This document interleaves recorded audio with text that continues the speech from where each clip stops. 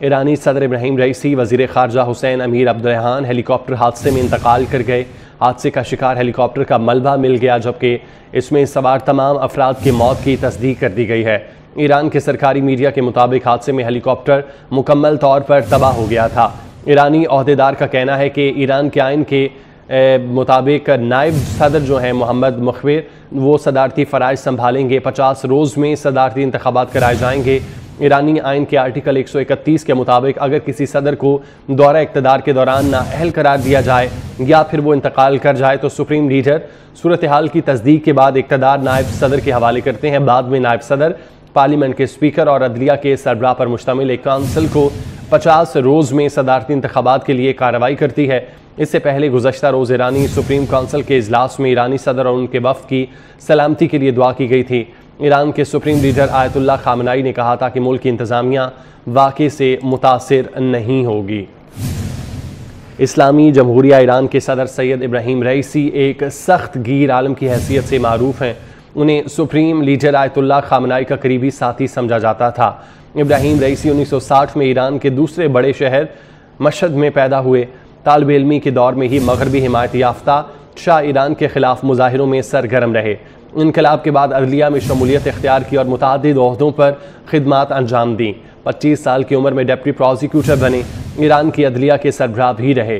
Ebrahim Raisi 2006 کے انتخابات میں پہلی بار رکن اسمبلی منتخب ہوئے۔ ابراہیم رئیسی کو فروری 2017 میں پاپولر فرنٹ آف اسلامی انقلاب فورس کے صدارتی امیدواروں میں سے ایک کے طور پر نامزد کیا گیا۔ جون 2021 میں ابراہیم رئیسی کے صدر منتخب ہوتے ہی اسرائیل، امریکہ، مغربی ملکوں اور ان کے حلیفوں میں ایک بھونچال سا آ گیا۔ ایرانی صدر مزاحمتی معیشت کی سرگرمی کو ملک میں غربت اور محرومی کے خاتمے کا واحد راستہ دیکھتے تھے۔ انہوں نے بدعنوانی سے نمٹنے اور 60 لاکھ ملازمتوں کے مواقع پیدا کرنے کا وعدہ کیا تھا۔ اپنی خارجہ پالیسی کے بارے میں ابراہیم رئیسی کہتے تھے، اسرائیل کے سوا ہر ملک کے ساتھ تعلقات استوار کرنا چاہتے ہیں۔ ترجیحی بنیاد پر توجہ کا مرکز مشرقی دنیا ہوگی۔ اور اب افسوسناک واقعہ سامنے آیا ہے۔ وہی ایرانی صدر ابراہیم رئیسی ہیلی کاپٹر حادثے میں جاں بحق ہو گئے ہیں، جو کہ فلسطین کی آواز تھے، جو کہ تمام مسلم امہ کو جوڑنا چاہتے تھے، ان کو ایک کرنا چاہتے تھے۔ کچھ عرصہ پہلے انہوں نے پاکستان کا دورہ بھی کیا تھا۔ بارڈر پر جو صورتحال بنی تھی اس کے بعد ان کا پاکستان کا دورہ انتہائی اہمیت کا حامل تھا، اور اس دورے کے دوران بھی انہوں نے مسلم امہ کو جوڑنے کی باتیں کی تھیں۔ ایرانی سرکاری میڈیا نے اب اس حادثے کی تصدیق کی ہے اور ایرانی صدر ابراہیم رئیسی کے جاں بحق ہونے کی بھی تصدیق کی ہے، ان کی شہادت کی تصدیق کر دی گئی ہے۔ ایرانی وزیر خارجہ حسین امیر بھی ابراہیم رئیسی کے ہمراہ تھے، جبکہ ہیلی کاپٹر حادثے کے مقام پر زندگی کے کوئی آثار نہیں ہیں۔ ایرانی صدر کے معاون نے ابراہیم رئیسی کی موت کی تصدیق کی ہے۔ ایرانی میڈیا کے مطابق نائب ایرانی صدر نے آئین کے مطابق ذمہ داریاں سنبھال لی ہیں۔ ایرانی صدر کے ہیلی کاپٹر میں سوار تمام افراد جاں بحق ہو گئے۔ ہیلی کاپٹر حادثے میں گورنر تبریز بھی جاں بحق ہوئے ہیں، جبکہ جائے حادثہ سے جلی ہوئی لاشیں ملی ہیں۔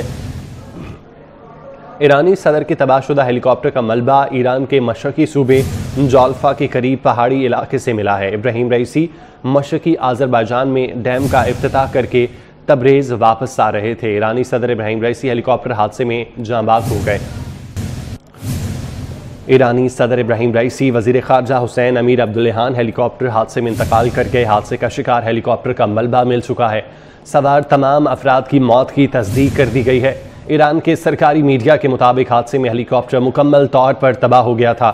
ایرانی عہدیدار کا کہنا ہے کہ ایران کے آئین کے مطابق نائب صدر محمد مخبر صدارتی فرائض سنبھالیں گے، جبکہ 50 روز میں صدارتی انتخابات کرائے جائیں گے۔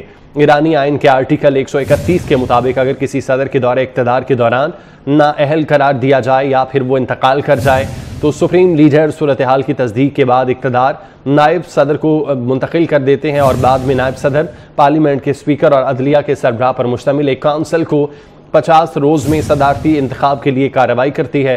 اس سے پہلے گزشتہ روز ایرانی سپریم کونسل کے اجلاس میں ایرانی صدر اور ان کے وفد کی سلامتی کے لیے دعا کی گئی تھی۔